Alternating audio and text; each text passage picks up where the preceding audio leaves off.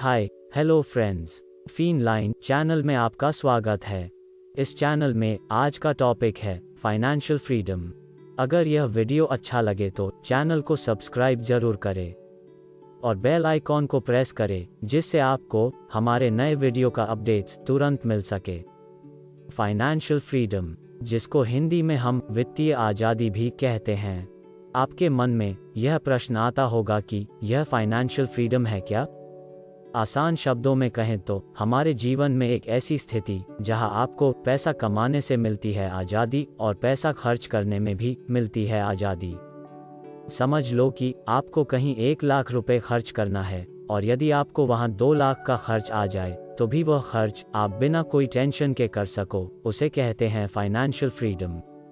Financial freedom एक ऐसी स्थिति है जहां आप अपनी बेस्ट जिंदगी जीने के लिए आवश्यक खर्चों को आप आसानी से बिना कोई चिंता किए कर सको। फाइनेंशियल फ्रीडम यानी वित्तीय आज़ादी कैसे आएगी? फ्रेंड्स, फाइनेंशियल फ्रीडम इतनी आसानी से नहीं आती है। इसमें भी काफ़ी मेहनत करनी पड़ती है और काफ़ी सालों के बाद आप वह स्टेज पर आ जाते हो जहां आप अपने आप को फाइनेंशियल फ्रीडम महसूस कर सकते हो। सबसे पहले जानते हैं कि फाइनेंशियल फ्रीडम का बेसिक रिक्वायरमेंट्स क्या है। फाइनेंशियल फ्रीडम का पहला बेसिक रिक्वायरमेंट है आपकी सेविंग्स। लोग 2 तरीकों के हिसाब से सेविंग्स करते हैं। पहला है income minus expenses equals to savings और दूसरा है income minus savings equals to expenses. ज़्यादातर 95% लोग पहले नंबर के तरीके के हिसाब से अपनी सेविंग्स करते हैं और सिर्फ 5% लोग दूसरे तरीके के हिसाब से सेविंग करते हैं।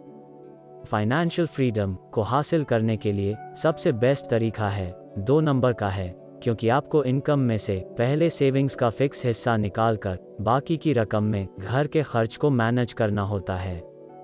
तो फ्रेंड्स, फाइनेंशियल फ्रीडम की पहली प्रायोरिटी है fix regular savings. Financial freedom या वित्तीय आज़ादी का दूसरा रिक्वायरमेंट्स क्या है?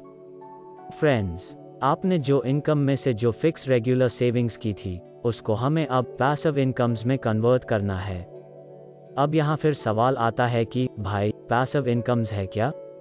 पैसिव इनकम्स उस इनकम्स को कहते हैं जिसमें आपको कोई भी मेहनत नहीं करनी पड़ती और बिना कुछ किए आपको इनकम्स होती है। इसका अर्थ ये नहीं है कि बस आराम करो, पैसे आते रहेंगे।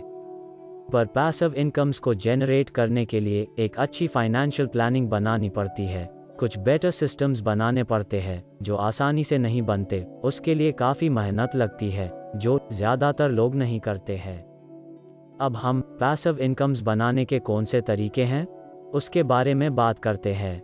अगर आप कोई भी रिस्क नहीं लेना चाहते हो तो आप बैंक में इसे फिक्स डिपॉजिट कर सकते हैं, जो करीबन 8% इंटरेस्ट रेट से सालाना रिटर्न्स देता है। यह एक पैसिव इनकम है।